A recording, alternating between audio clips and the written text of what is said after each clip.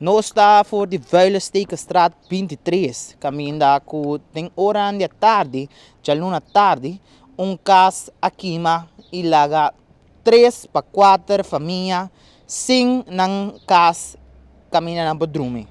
Nós está aqui, caminha nós a conversar com a senhora Ana Gonzalez, que ainda conta nos a situação, caminha com ela pera turcos dentro de sua casa.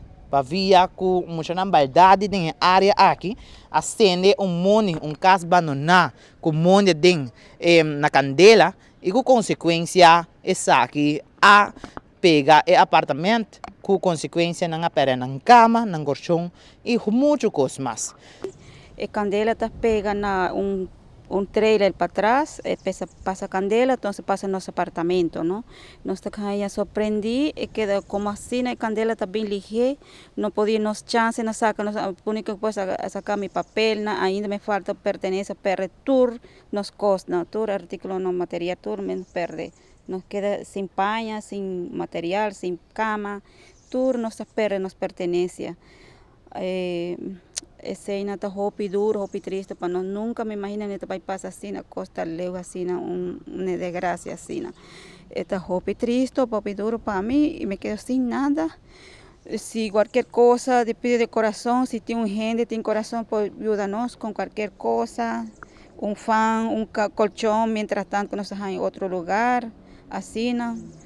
No está fácil, pero esta roupa duro para mim, me quedo sin nada, todo el informe yo no podía ir a la escuela a ver, esta roupa triste, así no. ¿Y está segura que la señora lo puede recuperar parte de lo que la señora perde? Sí, dice que está segura, sí, pero no estoy arriba seguro, pero a mí no sé qué día está bien. No sé, a mí no sé qué día está bien seguro y eso, ¿no?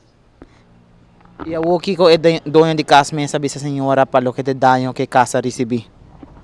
Sí, no avisame, nos guarda el seguro, esta va a tomar mucho tiempo, no sé qué día, nos tengo que buscar otro lugar para uno va a mudar mientras tanto el derecho apartamento, esa cosa, no tengo picos, perde, tú perde. A você senhora quer ajuda de gente que ajudar você uma traça ou algo, na que número de telefone não pode chamar a senhora? Sí, mi teléfono está 5647229, mi teléfono cel.